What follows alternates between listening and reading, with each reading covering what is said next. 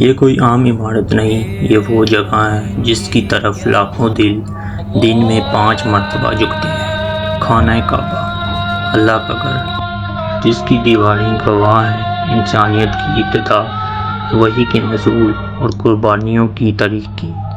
مگر کیا آپ جانتے ہیں کہ اس گھر کی بنیاد کس نے رکھی؟ یہ کب تباہ ہوا؟ کس نے اسے جلایا؟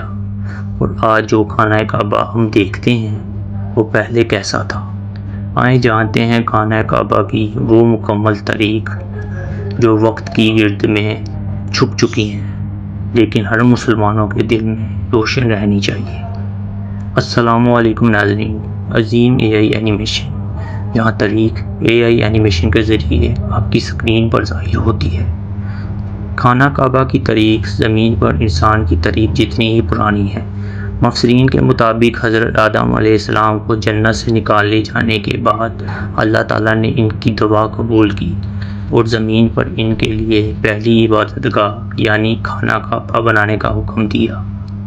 مگر وقت کے ساتھ ساتھ یہ عمارت مٹ گئی۔ کچھ کہتے ہیں کہ طوفان نوح میں یہ مکمل تباہ ہوئی، اور ہزاروں سال بعد اللہ تعالیٰ نے حضرت ابراہیم علیہ السلام کو حکم دیا کہ وہ اسے اپنے بیٹے حضرت اسماعیل علیہ السلام کے ساتھ مل کر بیت اللہ کو دوبارہ تعمیر کریں۔ قرآن مجید میں یہ واقعہ یوں بیان ہوا ہے، اس کا ترجمہ یہ ہے: اور جب ابراہیم اور اسماعیل بیت اللہ کی بنیادیں اٹھا رہے تھے، حضرت ابراہیم علیہ السلام کی تعمیر کردہ کعبہ سادہ پتھروں سے مبنی ایک 4 دیواریں تھیں بغیر چھت کے، اور حجر اسود کو ایک خاص کونے میں رکھا گیا تھا۔ اس دوران حضرت ابراہیم علیہ السلام نے مقام ابراہیم پر کھڑے ہو کر دعا کی۔ ترجمہ یہ ہے: اے رب، اس شہر کو امن والا بنا دے۔ وقت کے گزرنے کے ساتھ حضرت ابراہیم علیہ السلام کی تعمیر کردہ عمارت کمزور پڑنے لگی۔ رسول اللہ صلی اللہ علیہ وآلہ وسلم کی جوانی کے زمانے میں قریش نے فیصلہ کیا کہ یہ خانہ کعبہ کو نئے سرے سے بنایا جائے۔ اس وقت مکہ مکرمہ میں زلزلہ آیا اور عمارت کی حالت خطرناک ہو گئی تھی۔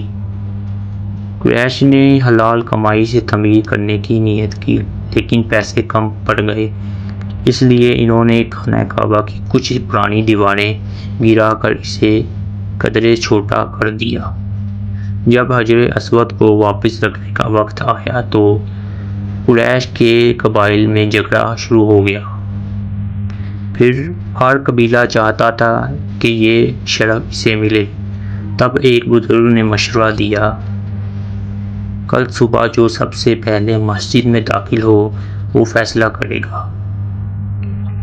قسمت سے سب سے پہلے داخل ہونے والے محمد بن عبداللہ صلی اللہ علیہ وآلہ وسلم تھے، جنہیں سب الامین کہتے تھے۔ آپ صلی اللہ علیہ وآلہ وسلم نے ایک چادر لی، اس پر حجر اسود رکھا اور تمام قبائل کے سرداروں سے کہا کہ وہ چادر کے کنارے تھامیں۔ پھر نبی صلی اللہ علیہ وآلہ وسلم نے اپنے ہاتھوں سے حجر اسود کو نصب کیا اور ایک بڑا فسانہ ٹل گیا۔ یہ واقعہ نبی کریم صلی اللہ علیہ وآلہ وسلم کی عقل، حکمت اور عادلانہ فطرت کی بہترین مثال ہے۔ خانہ کعبہ پر تاریخ میں کئی بار حملے ہوئے اور اس کی تعمیر کئی بار دوبارہ کی گئی۔ سب سے پہلا بڑا حملہ ابابیل کا واقعہ تھا، جب یمن کا بادشاہ ابرہہ کعبہ کو گرانے کے لیے ہاتھیوں کے لشکر کے ساتھ مکہ آیا، مگر اللہ تعالیٰ نے ابابیلوں کے ذریعے ان کے لشکر کو تباہ کر دیا۔ سن 683 عیسوی میں حضرت عبداللہ بن زبیر نے خانہ کعبہ کو دوبارہ تعمیر کیا، کیونکہ جنگ کے دوران اس میں آگ لگ گئی تھی۔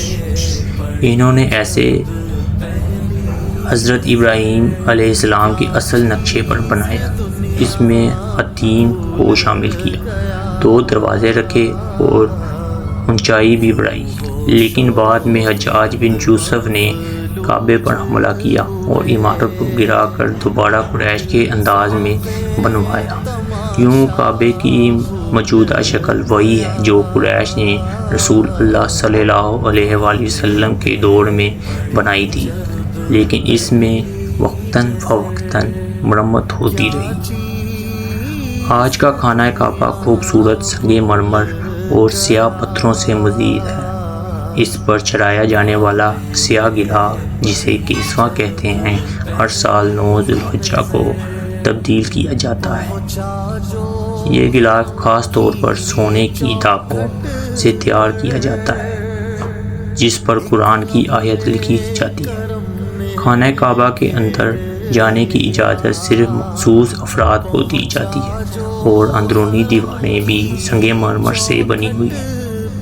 کعبے کا دروازہ سنہری ہے اور زمین سے تقریباً 7 فٹ بلند ہے۔ حتیم جو خانہ کعبہ کا حصہ ہے لیکن عمارت سے باہر ہے، وہاں نماز پڑھنا ایسا ہے جیسے کعبے کے اندر نماز پڑھی جائے۔ آج کعبہ صرف ایک عمارت نہیں بلکہ امت مسلمہ کے اتحاد، محبت اور اللہ کی بندگی کی سب سے بڑی علامت ہے۔